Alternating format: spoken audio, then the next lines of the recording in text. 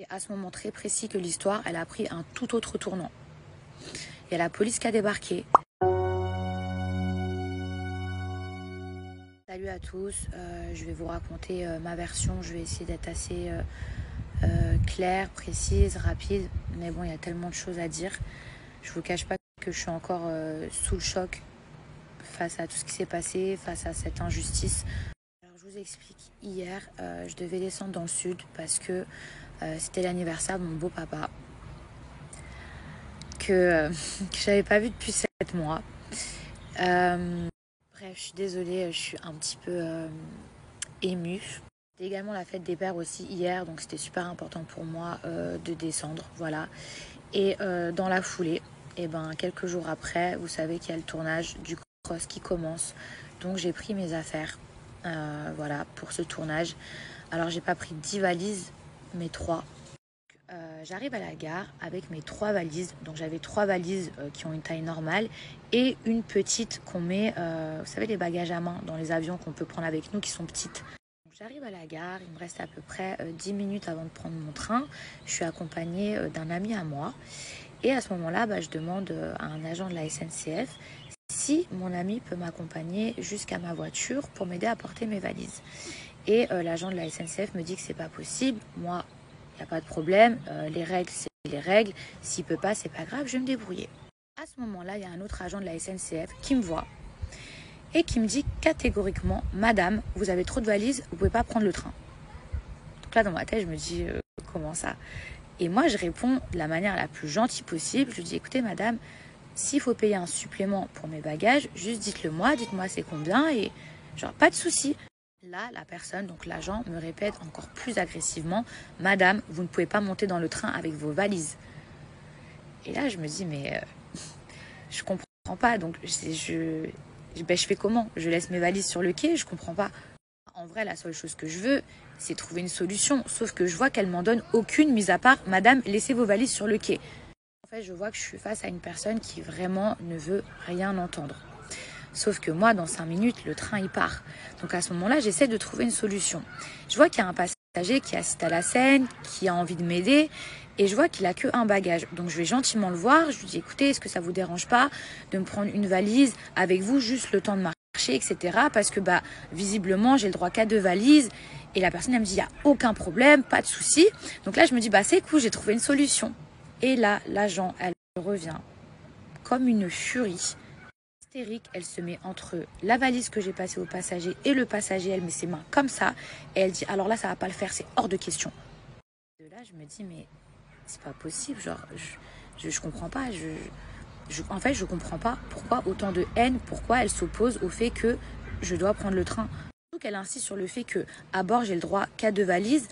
Or, dans le règlement de la SNCF, j'ai le droit d'avoir 3 valises et si par exemple j'en ai plus, de payer un supplément.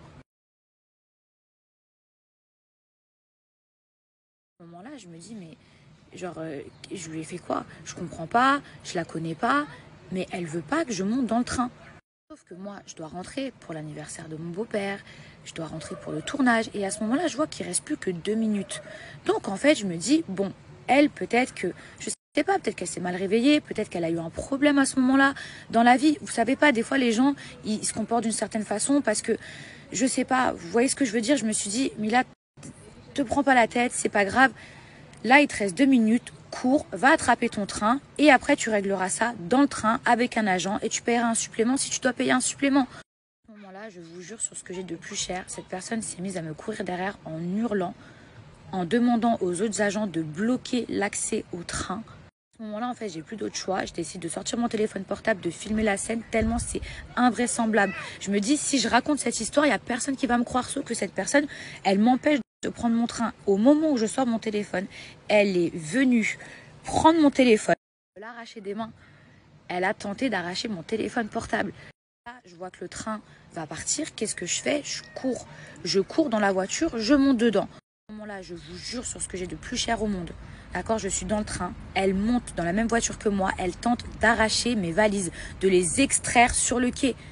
Vous dire que je vous mens pas, regardez, j'ai perdu mes ongles en essayant de tirer ma valise, regardez. À ce moment-là, moi je suis dans le train, je me dis: c'est bon, il va pouvoir démarrer, je vais régler ça avec une autre personne ou un autre agent qui peut-être sera un petit peu plus apte à m'écouter et à entendre ce qui ne va pas. À ce moment-là, elle, en fait, elle refuse de monter dans le train. Et je me rends compte que le train, il part pas parce que c'est elle la contrôleuse de ce train.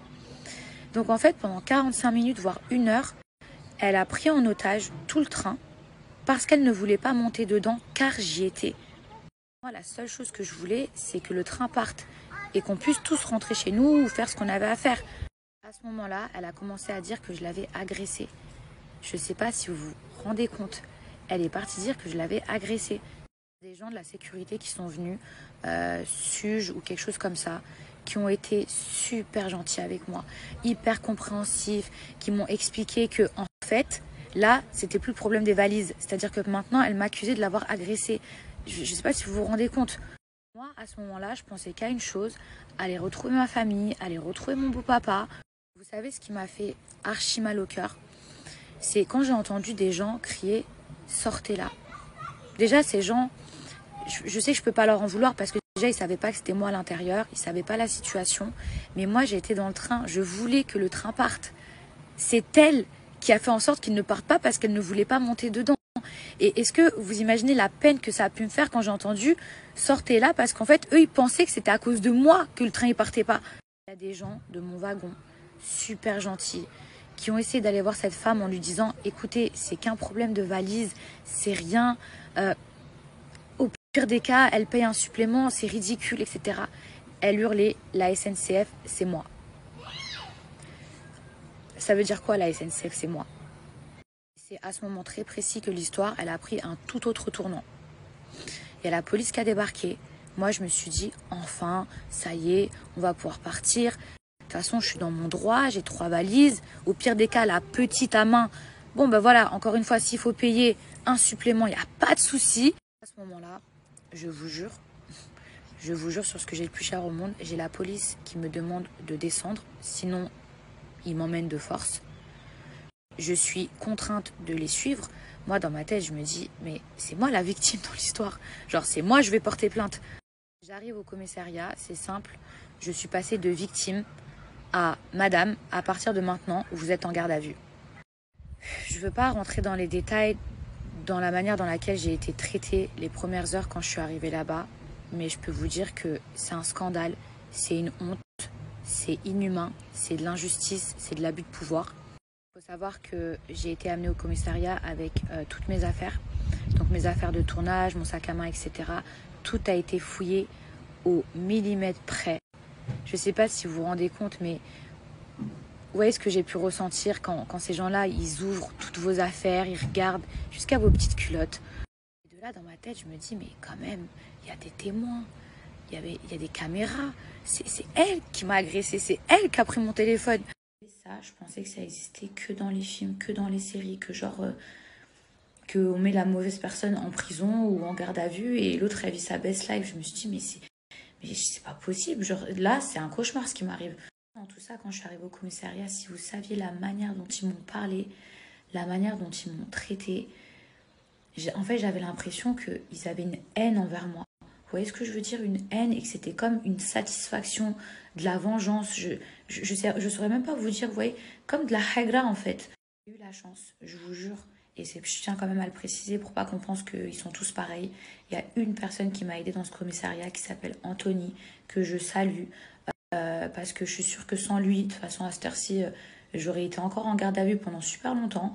La personne qui s'est chargée de l'enquête et cette personne-là, elle a été au top. Quand je vous dis au top, c'est qu'elle m'a traité comme un être humain. Elle a été neutre. Elle a attendu d'écouter ma version. Mon avocat, Ari Halimi, pareil, si lui n'avait pas été là, je suis sûre que je serais restée en garde à vue jusqu'à 10h du matin et qu'ensuite j'aurais eu un jugement. Magali, mon agent, heureusement qu'elle était là. Mais maintenant, je vais vous dire un truc. Regardez ce que moi j'ai vécu. Regardez l'injustice. Regardez, je passe de victime à je me retrouve en garde à vue. Mais moi, j'ai eu la chance d'avoir un avocat. J'ai eu la chance de tomber sur un enquêteur comme Anthony. Mais imaginez les gens qui n'ont pas cette même chance. Réellement, mais genre réellement, je me suis rendu compte qu'il y a des gens qui peuvent aller en prison pour rien. Comme ça, comme ça. Je tiens à vous dire qu'aujourd'hui, l'affaire, elle est classée et qu'elle a été classée sans suite. J'ai vu beaucoup de choses écrites sur les réseaux sociaux. C'est vrai que au départ, les gens, ils savaient pas trop ce qui se passait. Et il y a des gens qui pensaient que genre j'avais voulu faire la Maria Carré en mode oui, il me faut un porteur, un bagagiste. J'ai dit jamais, jamais, jamais, jamais. Les gens qui me connaissent, vous savez en plus que je suis pas comme ça. Un jour, j'étais assise dans ma cellule et je me disais c'est pas possible.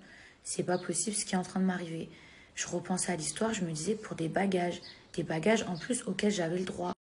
Je me suis dit mais genre c'est réel, il y a des gens vraiment, vraiment il y a des gens ils peuvent abuser de leur pouvoir comme ça et vous pouvez rien faire. Poser 1 milliard de questions.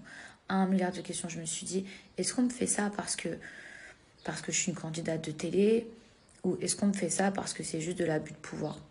Donc voilà mes petits chats, maintenant vous avez ma version de l'histoire. Faites attention à vous, je vous jure, c'est le meilleur conseil que je peux vous donner. Je vais vous laisser aussi le contact de mon avocat parce que ça pourra toujours vous servir. Les vidéos de la gare, elles ont été visionnées, analysées. On voit clairement que je n'ai jamais agressé cette femme, bien au contraire. Donc voilà, maintenant vous savez toute l'histoire, toute la vérité et c'est une affaire qui a été classée sans suite.